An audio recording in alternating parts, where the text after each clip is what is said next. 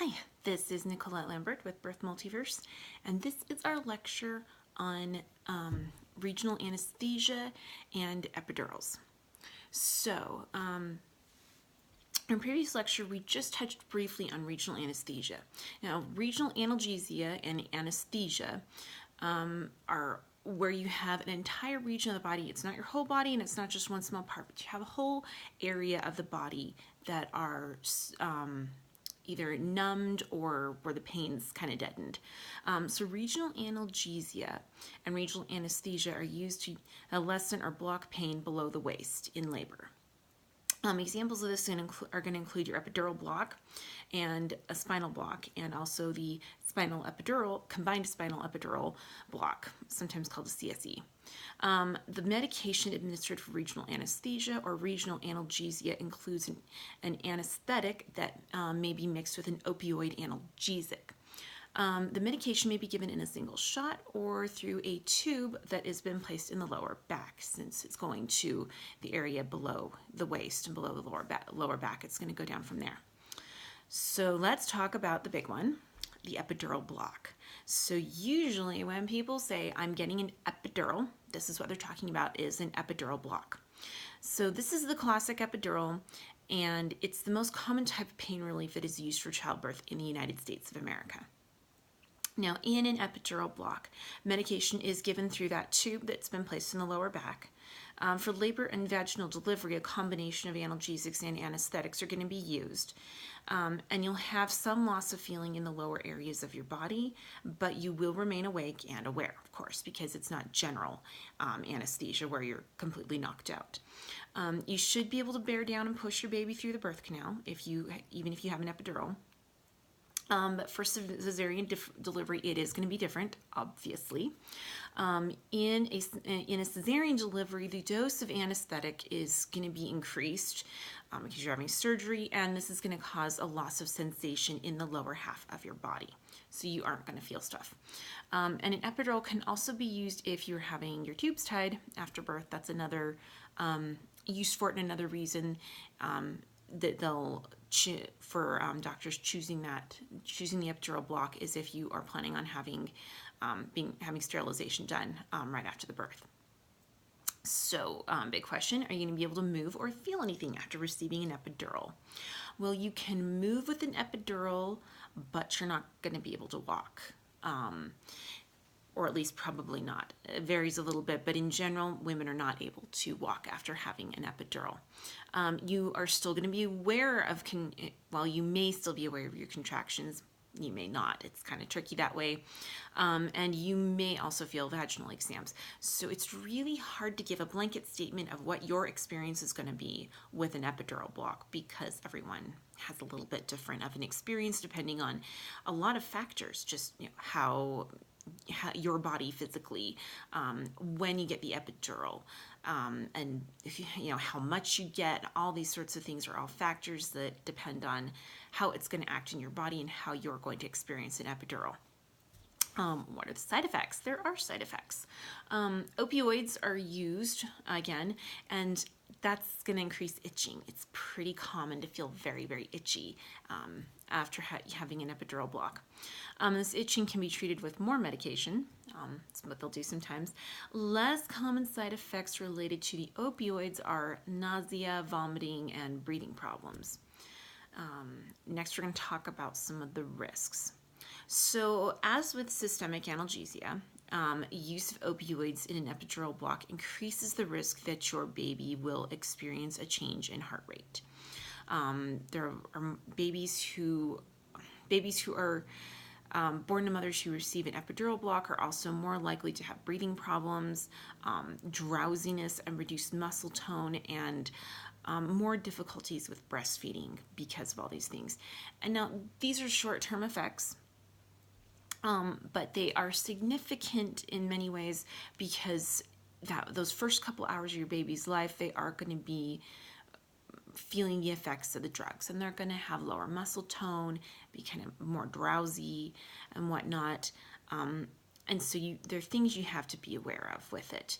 Now, Now, having an epidural doesn't mean that you can't breastfeed. I have known women who have had babies with an epidural, and they've been able to breastfeed them.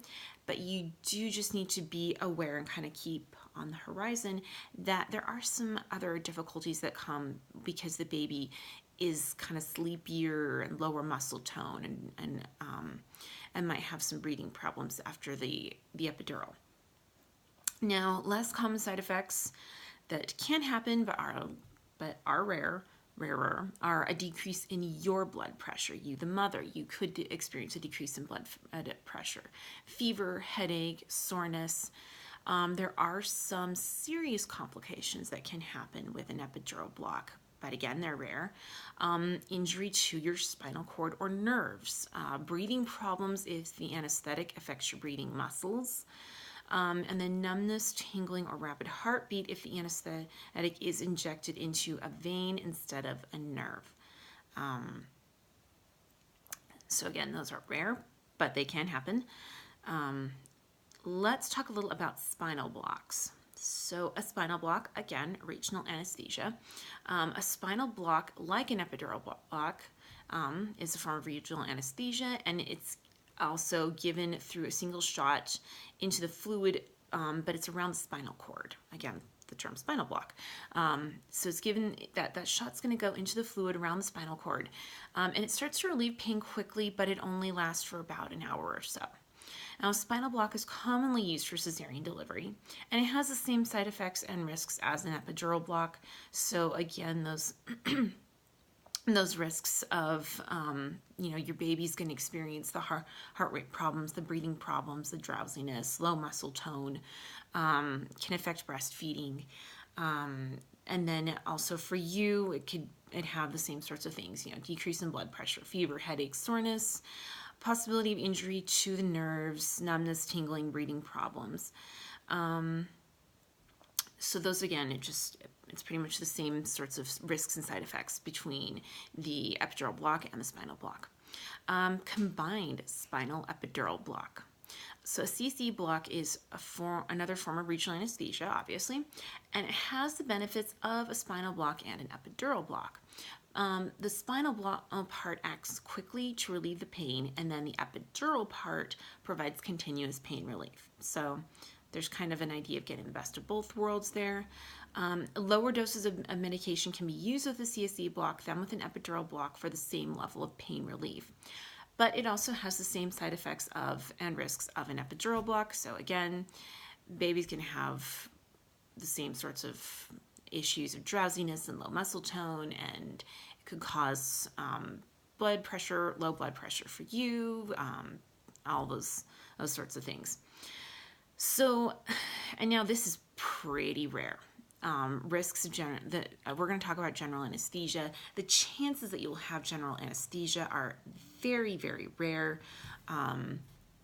When my mother-in-law had her first baby, she had general anesthesia, but that was because it was an emergency situation. She was hemorrhaging. They had placenta previa, and so they had to completely knock her out and do a cesarean that way because it was an emergency. Now, barring that, and that was like 40 years ago. So things have maybe even changed some more since then. It's very, very rare that you're going to need general anesthesia during labor. But we'll talk about it just so that you're aware of how that all works and whatnot. So general anesthesia is when you are not awake and you don't feel any pain. You're, again, completely knocked out. It can be started quickly, and it's usually used only for emergency situations and childbirth. It's given through an IV line or through a mask over your nose and mouth. After your sleep, the anesthesiologist places a breathing tube into your mouth and windpipe. So there are some risks. A rare but major risk is aspiration of food or liquids from your stomach into the lungs. So if you have undigested food in your stomach, it can come back into the mouth and then be inhaled while you're unconscious. And this can cause a lung infection, pneumonia, that can be serious. But, and here is the big but, According to the American Society of Anesthesiologists, aspiration today is almost non-existent, especially in healthy patients. They very, very, very rarely see this anymore.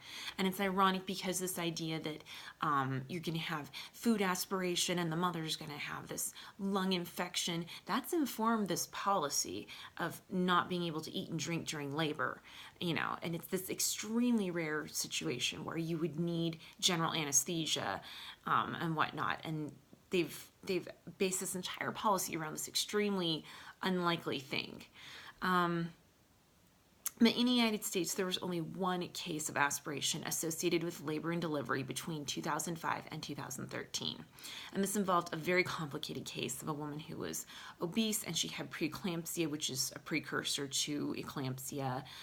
It's a disorder, a hypertensive disorder of pregnancy characterized by high blood pressure that can lead to seizures and can be deadly.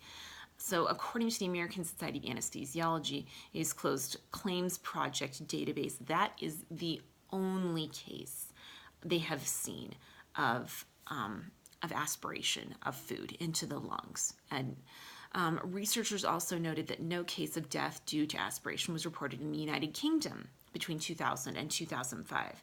And this is compared to 1.5 cases per 1,000 during the 1940s. So this is, again, the 1940s was an entirely different ballgame with childbirth, and it's still pretty prehistoric that they are basing some of these policies about eating and drinking in labor off of something that was common like 80 years ago and is extremely rare now. So the reason why there were some, where it was relatively common in the 1940s and it's almost non-existent now, is likely due to advances in anesthesia care. We've come a long way since the 1940s. And this includes the increased use of epidural and spinal blocks for providing anesthesia through a mask over the nose and mouth. So that's something that's changed a lot since the 1940s. The 1940s was that knock 'em out, drag 'em out days of the twilight sleep. You weren't getting an epidural in the 1940s. You're getting that mixture of scopolamine and an opioid. And so before these improvements, women were more likely to need a tube placed in the windpipe for breathing, and that potentially increased the risk of aspiration. So again, 1940s, pain medication was very different. And it's based on a problem from almost 80 years ago. And wouldn't it be great if the policy caught up with the science? Yeah, it would. Unfortunately, it hasn't in all places, so this is why we have to look out for ourselves and our babies. One thing you can do to try to prevent some of these problems with becoming dehydrated and whatnot during labor is just don't leave for the hospital too early. Refer back to our section on where we talk about when you should go to the hospital. Don't do like you see in the movies, please. Don't leave for the hospital the minute your water breaks. Don't leave for the hospital the minute you start feeling contractions.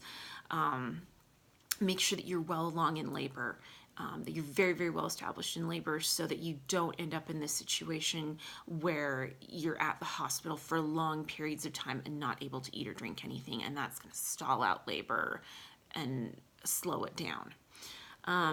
So let's see. General anesthesia usually requires the placement of a breathing tube into the lungs to help you breathe when you're unconscious, and the difficulty of placing the tube is another risk. There can be injury from that. General anesthesia can cause a newborn baby's breathing rate to decrease, and it can make the baby less alert, and in rare cases the baby may need help breathing after birth. Couple things to note, just cautions: if you have any allergies to pain medications and you're planning on, just even if you're going to the hospital, make sure that that is known to the doctors and nurses. I'm going to mention this real quick, but it's very, very rare. There have been a very small number of deaths when the medication that was given for an epidural was mixed up and was the wrong medication. Very, very rare, but it has happened. If you have a health condition like paralysis that could affect how you receive pain medication, if you have paralysis below the waist, please make sure to let your doctors and nurses know about that beforehand.